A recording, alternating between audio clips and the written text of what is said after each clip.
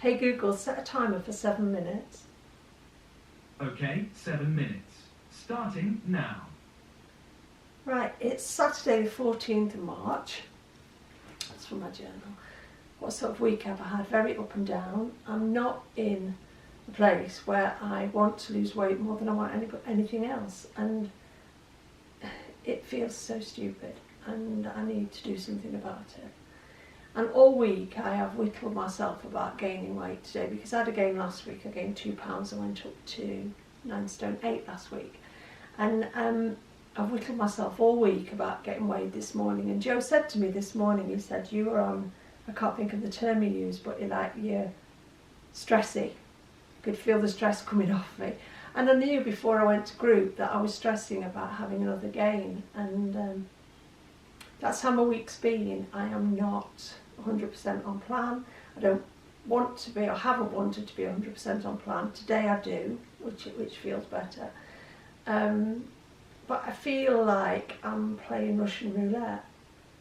And then I go to group, get on the scales and get a 2.5 pound loss. And I've had a much worse week this week than I did last week. And in my head it's like, oh fuck. I just, see, I'm right now, I'm stressy. I feel wired, like I've had about 3 big black coffees and I haven't had one. So it's been that kind of week. All this coronavirus stuff, I'm not worrying about it. If it happens, it happens. But what I don't like is going shopping like we did yesterday. And honestly, we live near a hypermarket, a big Asda hypermarket, and it was like Christmas. I've never seen so much panic buying in one store. And I think we are fools to ourselves. We went in and we bought our usual shopping. We didn't buy, I was going to say we didn't buy toilet rolls. We couldn't have anyway because there weren't any, but we didn't. They were on my list to buy 4 because I buy 4 every other week. I am not a hoarder anymore. And I think something I've felt this week is like, is that the way to go? Is that the way to go? To be a hoarder, to have everything you need, to take away the stresses. And actually living like that used to put more stress in my life. So I don't want to go back to doing that. I don't want to be a hoarder. I've shared on my videos in the past where I had a massive basket and I used to keep around 100 toilet rolls in what was my cupboard is now my pantry. I'm not going back there. And I don't want to live in fear. And I don't want to be making excuses, standing here saying I'm not losing weight because of this and this and this and this has happened and it's somebody's birthday and people are worried about an infection and I've got to wash my hands every 5 minutes and blah, blah, blah, blah, blah. Excuse, excuse, excuse. I can't stick to plan because, well, honestly, this week I haven't stuck to plan because I got in my own way. I didn't want to. I feel like a mardy child. I feel like I want to stamp my foot and say, do you know what really gets me down? If somebody said, what is the one thing in your life that you're not happy with? It wouldn't be the fact that I'm blind. It would be the fact that I can't eat whatever I want, when I want, and as much as I want. And I see other people, and we're in town quite often, and you walk past umpteen restaurants and umpteen, you know, there's in Nottingham, there's every kind of restaurant you could imagine. And from 10 o'clock in the morning, they're queuing and they're eating. And everybody's eating in the streets, and McDonald's is full, and you go into Marks and Spencer's because you want to buy some knickers, and there's a bloody cafe on the floor next to the knicker department, which really teased me off because I don't want to be buying knickers and underwear and bras and nighties and things surrounded by the smell of food. I hate it, and it puts me right off Marks and Spencer's. And I would like to say to them, get your arse in gear and get the food out of the ladies department, put it in the men's. They're not so bothered. They're not so emotional, they're not so hormonal. Stick it up on the men's floor, let them sniff toasted sandwiches and meat pies while they're buying their underwear. So I get very dramatic about things like that, but none of that makes me eat anymore. The only thing that makes me eat is me, and the only thing that is going to stop me is me. And I was thinking this morning, oh, I could say to Naomi, let me send you my food diary every day, let me be accountable. It's no bloody point being accountable to anybody else if I can't be accountable to myself.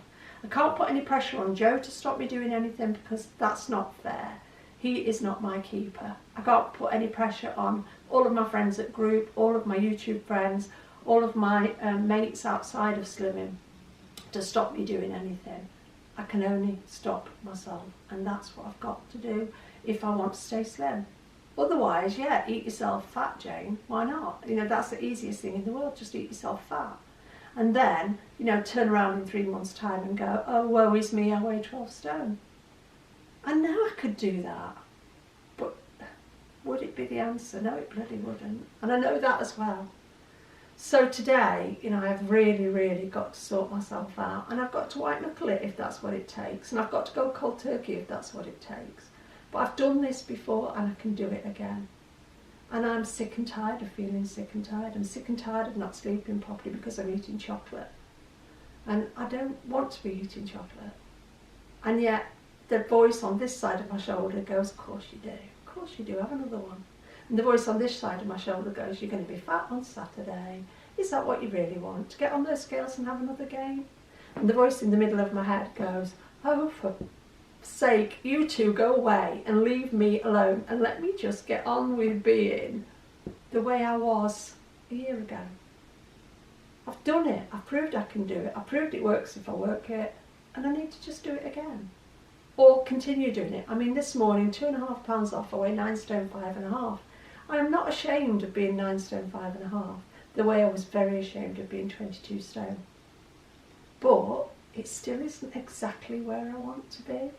And if I could take that 5.5 pounds off my belly, no, actually not my belly, I'm not worried about that. If I could take that 5.5 pounds off my waist, because I've just got bones here, my hips are high and my ribs are low, and I've got bones here. And I went shopping the other day with the intention of buying myself a really, really nice pair of jeans.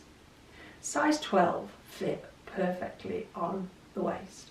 My friend nearly fell over and wet herself because they looked like jodhpurs here. She said, you can't wear those, they're like clown's trousers. Fetched a size 10. Size 10, I could fasten the waist, but God, I couldn't have sat down in them, but still too big here.